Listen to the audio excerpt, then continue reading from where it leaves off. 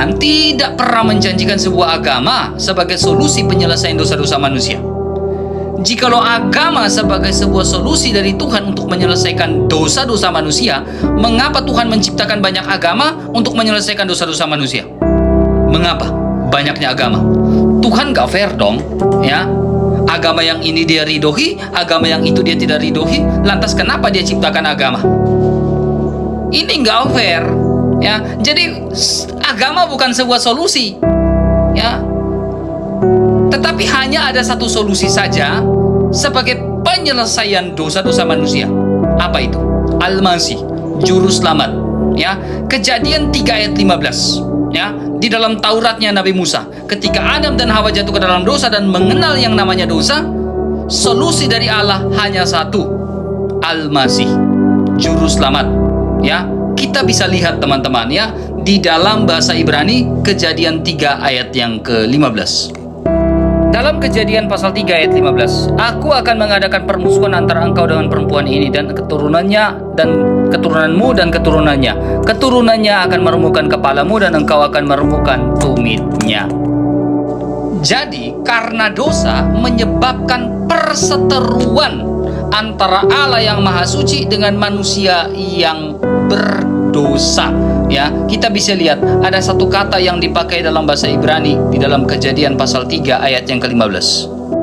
Nah, dalam Kejadian pasal 3 ayat 15 dia menggunakan kata ve'eva, ya, perseteruan berdarah.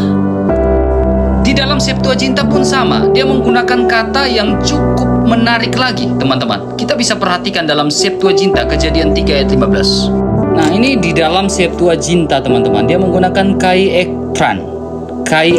Ini Septuaginta, ya, yang artinya sama, perseteruan berdarah, ya. Jadi karena kejatuhan manusia menyebabkan manusia berseteru dengan Allah yang Maha Suci, ya. Karena memang Allah cukup adil, ya. Upah dari dosa adalah maut, dan Allah sudah memberikan sebuah warning, ya, bahwa ketika kamu mengalami dosa dan mengenal yang namanya dosa, kamu pasti mati. Di dalam Kejadian pasal 2 ayat yang ke-17. Sebab dosa adalah pelanggaran di hadapan Allah, atau pelanggaran hukum Allah. Tetapi teman-teman, ada satu kata yang bisa kita lihat dari ungkapan di dalam Kejadian pasal 3 ayat 15, teman-teman. Kata yang menjadikan sebuah harapan, ya, akan dosa-dosa yang sudah dibuat oleh manusia. Kata yang dipakai adalah zar'ah. Nah, kata yang dipakai adalah zar'ah.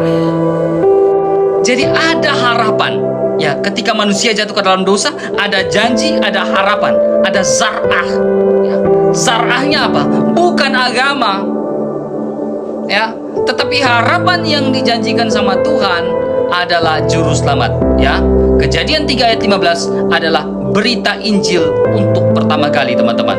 Kita bisa lihat di dalam Targum Jonathan, ya. Targum Jonathan menuliskan harapan itu adalah Al-Masih. Kita lihat. Ini adalah Targum Jonathan, Sefaria, ya. Dia menggunakan apa? Beyomer Malka Mesiha, ya. Artinya di dalam Kejadian 3 ayat 15, harapannya adalah bukan agama yang diridhoi, bukan, tetapi raja, yaitu Al-Masih, yaitu Mesias, ya. Bertobatlah dengan segera. Teman-teman jangan lupa repost ulang live ini, dan jangan lupa juga untuk follow akun Bang RK, karena Bang RK akan live di akun ini sampai waktu yang tak terduga. Terima kasih, salve untuk kita semua. Tuhan Yesus memberkati. Sampai Maranatha.